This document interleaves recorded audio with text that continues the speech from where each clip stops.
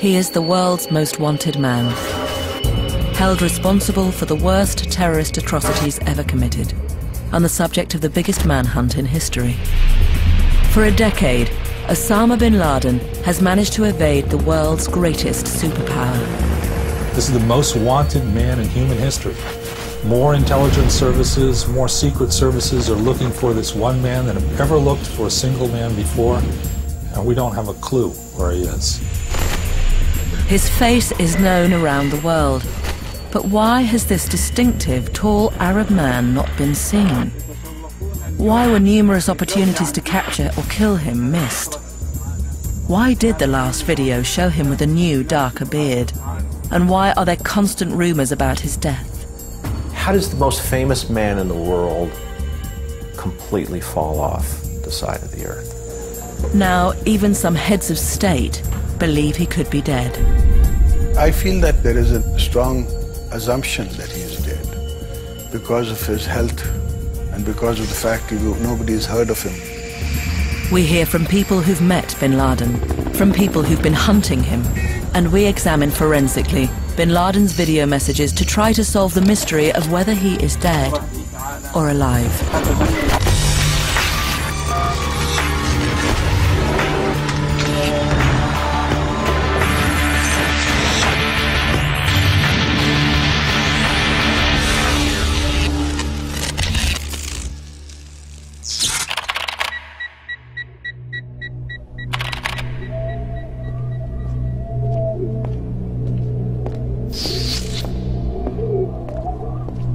This is the last person to intercept a message from Osama bin Laden.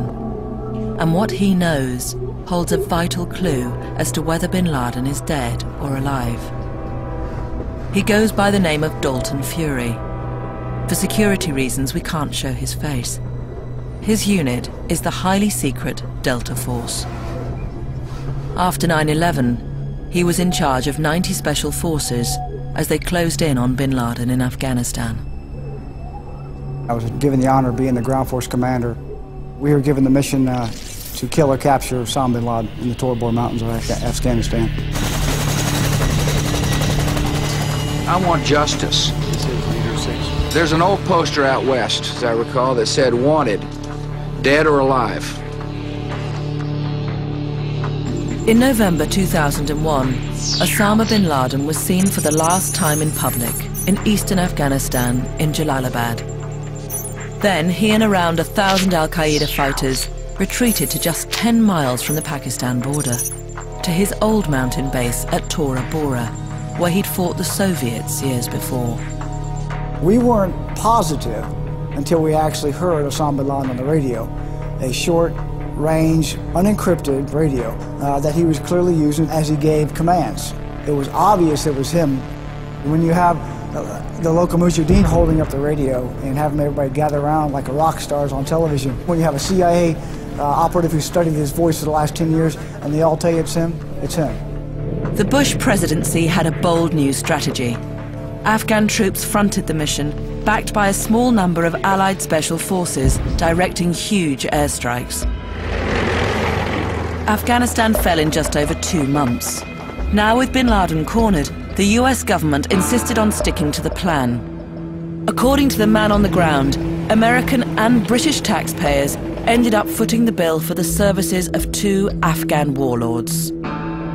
General Hazar Ali was paid $4 million United States dollars to rent his leadership and his men. Haji Zaman Ghamsharik, supported by the United Kingdom, was paid $2 million.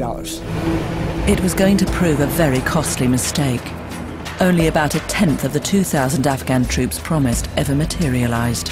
Worse still, they went home every evening. They were reluctant to go in the mountains. They were afraid of Al-Qaeda at night. We were in the middle of Ramadan, which is a perfect excuse to leave the battlefield at night. This is the Pakistani border and multiple infiltration routes across the Pakistani border. In Washington, Hank Crumpton, the CIA's head of operations in Afghanistan, had an urgent meeting with President Bush. He wanted US troops to help seal the border to prevent bin Laden escaping into Pakistan. My men at Tora Bora communicated directly to me back at CIA headquarters and expressed very clearly that we needed to put U.S. troops on the ground. Hank Crumpton showed the president on a map that there were scores of escape routes. I thought it would be impossible for us to block all of them, and I maintained we needed to move very quickly and we needed the troops now. The president asked me, do we have sufficient troops there? And I said no. There were plenty of troops nearby, but the order never came. And that's not the only strange decision the Special Forces faced. We first requested to go in from the south side over the 14,000-foot peaks to get the drop on Bin Laden and al-Qaeda from behind. That was denied. Special Forces weren't allowed to fight face-to-face with al-Qaeda. They were denied mortar artillery and mines to block escape routes. In Delta, it's usually very odd that operational requests like that are denied if they're available. And then some troops, planes, and other assets were actually withdrawn from the country. The psychological and the PSYOPs plan, this crazy idea that Bin Laden would see that the Special Operations Task Force had left the area and it's okay to come out and play. Very naive. Those things collectively, I think, constrained us operationally to the point where we're almost destined to failure. This top hill, very top up there, that's supposedly where Bin Laden's hanging out. This is video filmed by Special Forces at the time. We've seen movement along this saddle right here. Against the odds, the US and UK Special Forces penned in al-Qaeda, directing massive airstrikes, killing many al-Qaeda fighters. But just then, the Afghan warlords agreed a ceasefire, allowing Bin Laden to move back and many of his fighters to escape.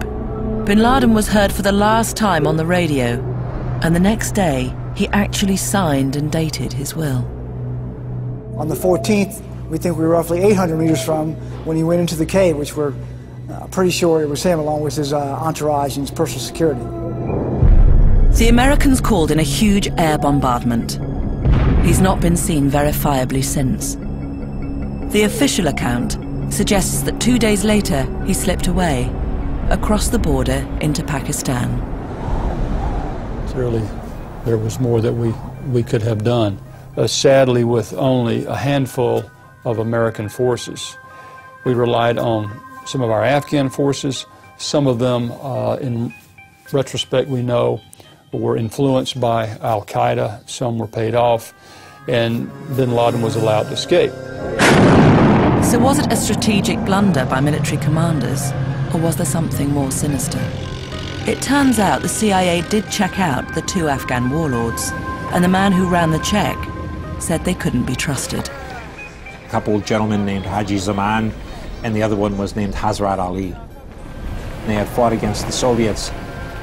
One of them had fought with Osama bin Laden during the 80s, and both of them were related to an Afghan leader called Yunus Halas, who had always been very close to Osama bin Laden. So these Afghans were likely to be a day late and a dollar short. If he thinks he can hide and run from the United States and our allies, he will be sorely mistaken. There's no question in my mind we'll have the resolve. Tora Bora probably should be the font of all of these conspiracy theories, because who would believe that both the President of the United States and his top generals would not use the military that Americans paid for to defend Americans? It's almost unbelievable, but that's what happened.